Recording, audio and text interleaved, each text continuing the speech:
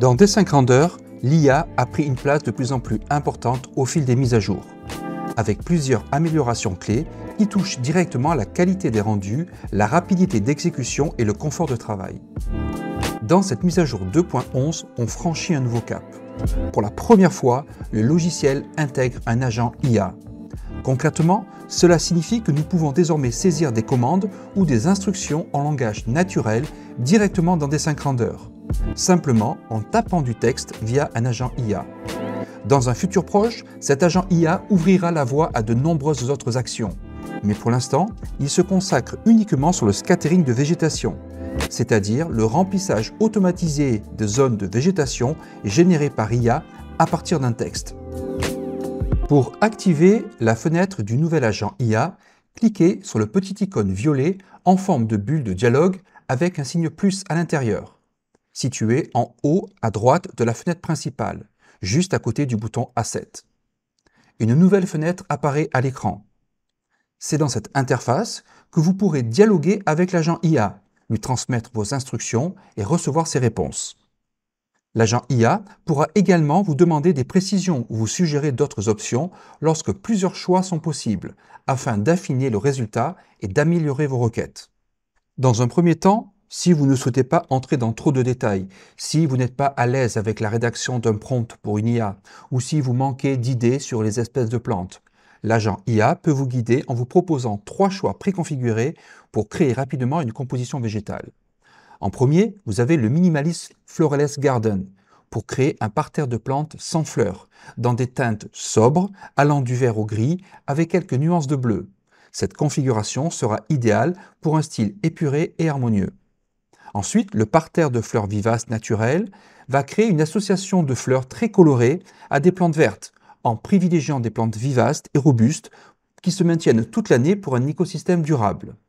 Puis, le Seasonal Flower Bed pour concevoir un parterre de fleurs et de plantes spécifiques à une saison pour mettre en valeur des couleurs et des variétés propres à une certaine période de l'année.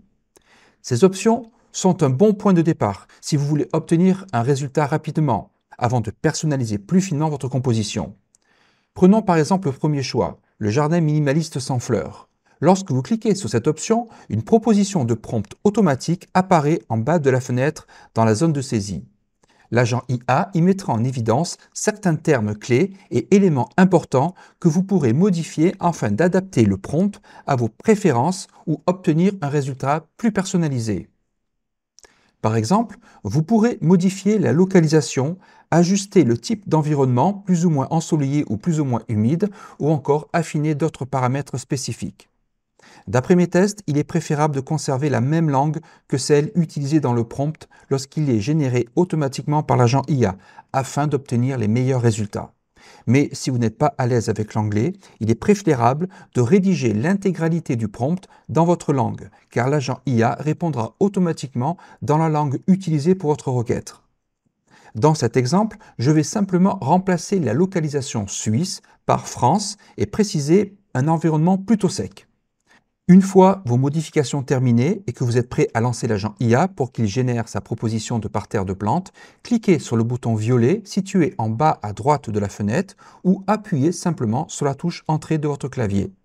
En quelques secondes, l'IA va préparer une liste de plantes suggérées et afficher un tableau récapitulatif présentant les espèces proposées. Dans la partie supérieure de la fenêtre, sur un fond violet, vous trouverez un récapitulatif de votre requête. Après quelques secondes, le délai pouvant varier selon la disponibilité des serveurs, la fenêtre de l'agent IA affichera un texte récapitulatif répondant à votre requête, suivi d'un tableau listant les espèces de plantes proposées. En cliquant sur les 2 petites flèches en diagonale situées à droite du tableau, vous pourrez détacher celui-ci de la fenêtre de l'agent IA, ce qui sera bien plus pratique pour vous concentrer uniquement sur le contenu. Alors si on jette un coup d'œil rapide sur ce tableau, on voit tout de suite comment il est organisé. Dans la première colonne, on a le nom de l'espèce végétale. Juste à côté, dans la deuxième colonne, c'est le cycle foliaire. Est-ce que la plante garde ses feuilles toute l'année, si elle est persistante, ou est-ce qu'elle les perd si c'est des feuilles caduques? Ensuite, on a la couleur dominante. Puis, dans la colonne Season Interest, qui indique la saison où la plante est la plus intéressante visuellement. Après ça, on trouve le Light Requirement, donc son besoin en ensoleillement. Et enfin, dans la dernière colonne, c'est son besoin en arrosage. Ce qui est intéressant, c'est que ce n'est pas juste une liste de plantes prises au hasard.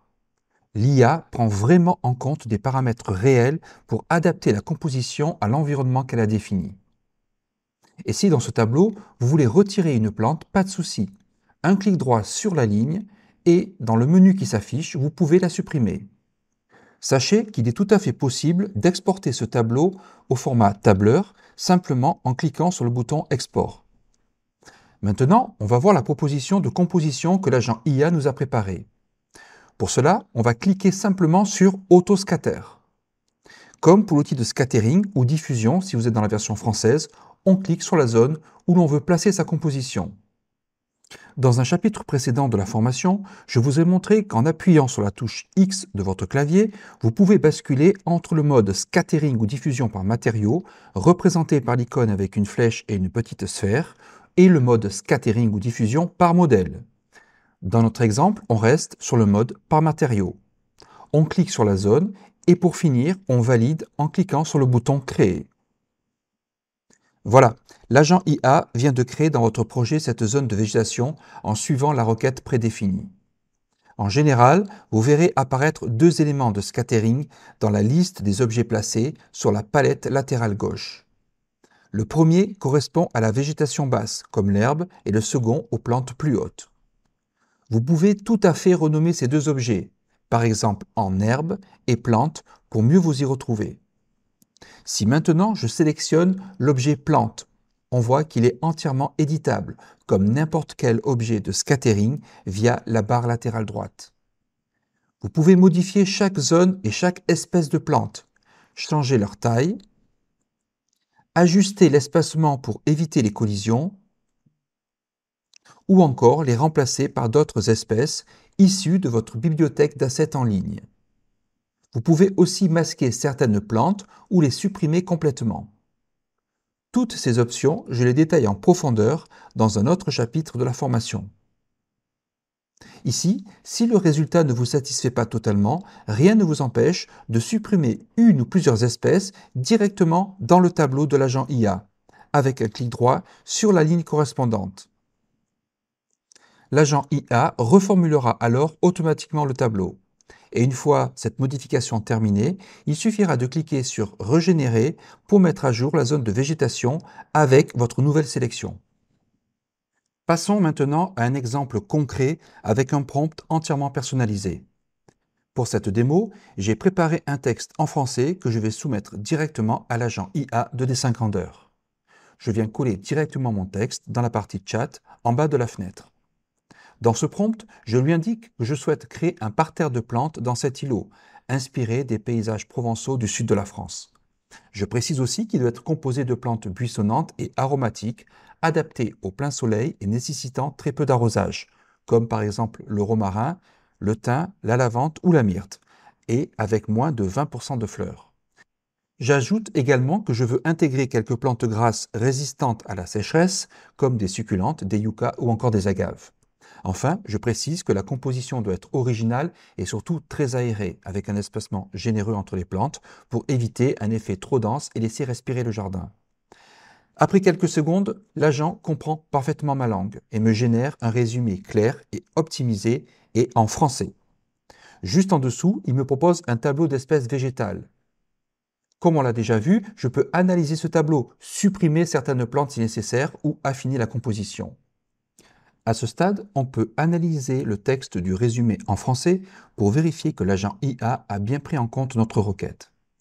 Et comme vous pouvez le voir, à la fin du résumé, il nous propose même de compléter ou d'affiner la demande si besoin. Concrètement, dans la partie chat, vous pouvez ajouter des nouvelles instructions à tout moment. Et pour rappel, vous pouvez aussi agir directement dans le tableau, par exemple, pour supprimer une espèce de plante qui ne vous convient pas. Ici, dans notre tableau, on remarque qu'il manque de la lavande. Je vais donc simplement taper « Ajouter de la lavande » et l'agent IA mettra automatiquement à jour ma proposition. Très bien, on voit que l'agent IA a bien pris en compte ma demande et qu'il a régénéré une nouvelle liste de plantes en y ajoutant la lavande. Maintenant que tout est prêt, il ne reste plus qu'à cliquer sur le bouton Autoscatter pour remplir notre zone de végétation.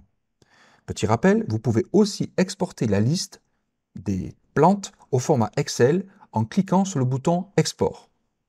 Avec la version 2.11, l'import d'une liste dans un autre projet n'est pas encore disponible. On a bien un bouton Import, représenté par une icône de trombone, mais pour l'instant, il ne sert qu'à gérer une partie quantitative. Je pense toutefois que cette fonction complète d'import sera intégrée dans les prochaines mises à jour. En attendant, il existe une astuce.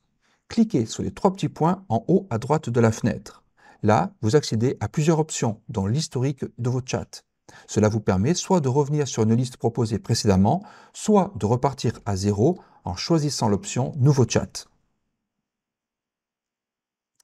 Alors, on peut voir qu'au final, le résultat est assez fleuri, même trop, et que ma demande d'avoir moins de 20% de fleurs n'a pas vraiment été respectée.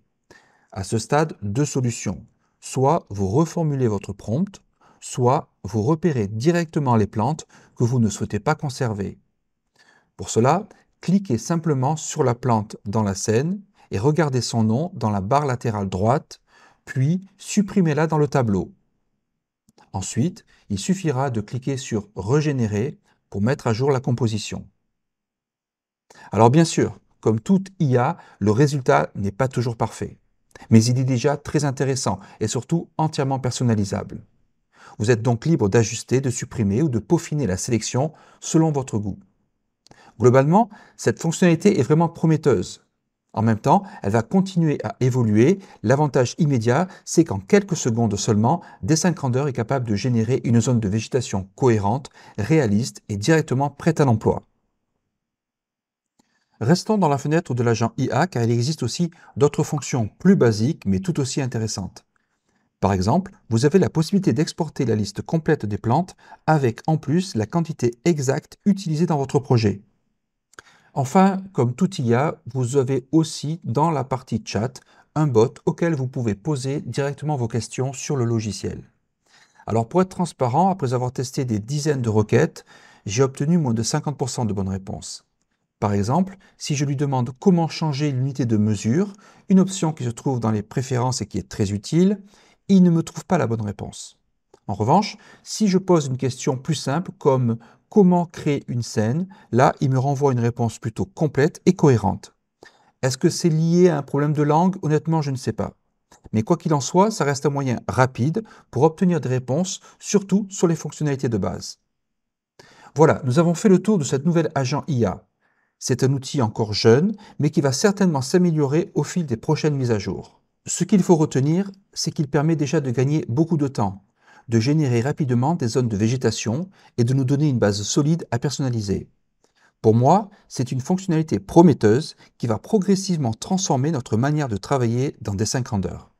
Si cette vidéo vous a plu, pensez à laisser un like, cela m'encourage à continuer à partager toujours plus de contenu et à faire grandir cette chaîne. Et si ce n'est pas déjà fait, abonnez-vous pour ne rien manquer. Moi je vous dis à très vite. Salut!